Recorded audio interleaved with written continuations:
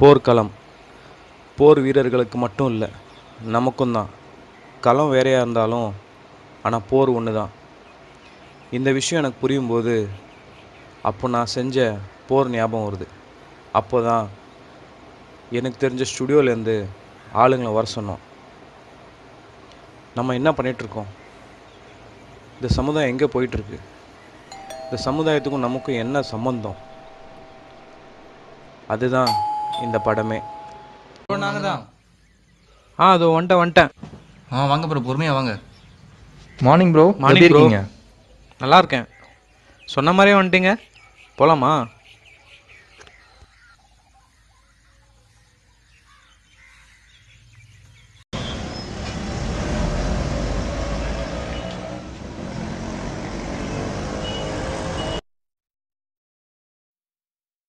அடல் பிஹாரி வாஜ்பாயின்னு சொல்கிற அளவுக்கு நான் பெரிய ஆளும் இல்லை, வார்ட் பாய்னு சொல்கிற அளவுக்கு நான் சின்ன ஆளும் இல்லை.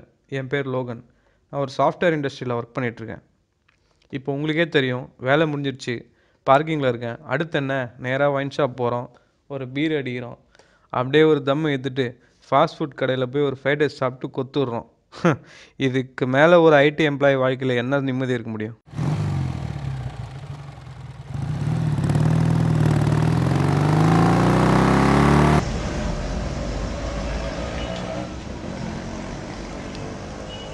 சாப்பிட்லாமா வேணாமா ஒன்றுமே புரியலையே. சரி, போவோம்.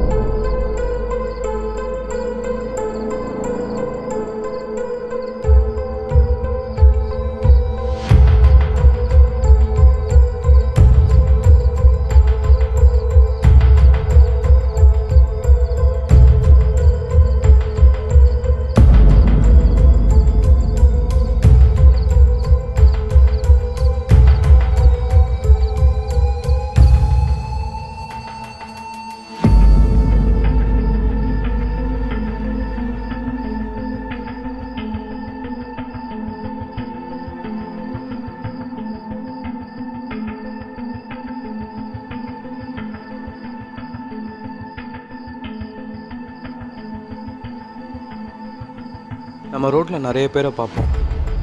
ஆனால் இவர் கொஞ்சம் வித்தியாசமான ஆள். அதுக்காக இவர் குடிகாரனும் இல்லை, பிச்சைக்காரனும் இல்லை.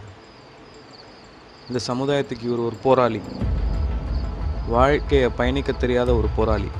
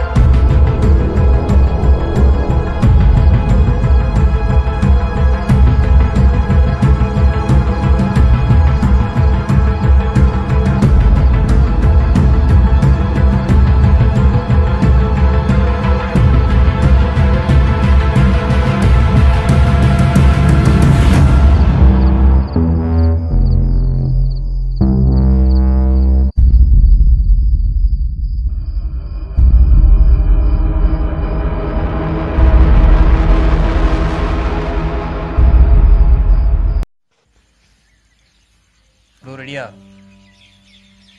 ப்ரோ? ரெடியா? Okay, action. எல்லாருக்கும் வணக்கம். நான் நேராக விஷயத்துக்கு வரேன். நம்ம நாட்டில் சமீப காலமாக விவசாயத்தை பற்றியும் விவசாயிகளை பற்றியும் ஏகப்பட்ட பிரச்சனைகள், போராட்டங்கள். டெல்லி விவசாயிகள் போராட்டமாகட்டும், ஜல்லிக்கட்டு போராட்டமாக இருக்கட்டும், ஸ்டெர்லைட், மீத்தேன் போராட்டமாக இருக்கட்டும். ப்ரோ ப்ரோ ப்ரோ என்னையா? ஒன்றும் இல்லை ப்ரோ. எங்கே விட்ட? மீத்தேன். எல்லா போராட்டங்கள்லேயும் என்னோடய பங்களிப்பு இருந்தது. சப்போர்ட்டுங்கிற பேரில் நானும் போய் சும்மா நின்றுட்டு Facebook live, WhatsApp status, profile picture change, இதில் மட்டுமே என்னோடய பங்களிப்பு இருந்தது. இவங்களுக்கும் நம்ம சமுதாயத்துக்கும் என்னால் என்ன பிரயோஜனம், என்ன பலன்? ஒன்றுமே இல்லை. நானே அண்ணாந்து பார்த்து காரி துப்பிக்கலாம் போல் இருந்தது. ஒரு ஐடி கம்பெனியில் இருந்துட்டு வேலை செஞ்சுட்டு ஸ்விக்கிலையும் ஊபர்லேயும் ஃபுட் ஆர்டர் பண்ணி மட்டும்தான் நோகாமல் நோம்பு கும்பிடணுமா? அதை சாப்பாடை விவசாயம் செஞ்சவங்களுக்கு என்னால் என்ன பண்ண முடியும்னு யோசித்தேன். கோயிலில் ஏன் கலசம் வைக்கிறாங்க? அந்த கலசத்தில் நெற்பயிரை வைப்பாங்க. ஒரு ஊரில் விவசாய அழிவு நிலைமை வரும்போது அந்த நெல்லை வச்சு விவசாயம் செஞ்சு நிலைமையை காப்பாற்றத்தான்.